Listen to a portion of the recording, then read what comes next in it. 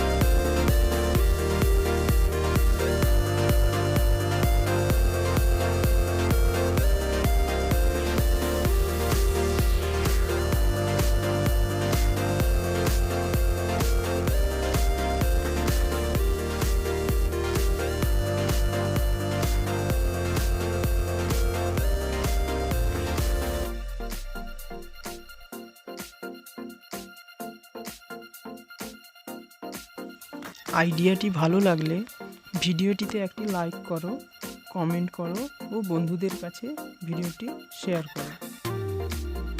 যারা এখনও চ্যানেলটি সাবস্ক্রাইব করনি, এই রকম আরও ইউনিক আইডিয়া পেতে চ্যানেলটি সাবস্ক্রাইব করে বেল আইকনটি প্রেস করে রাখো।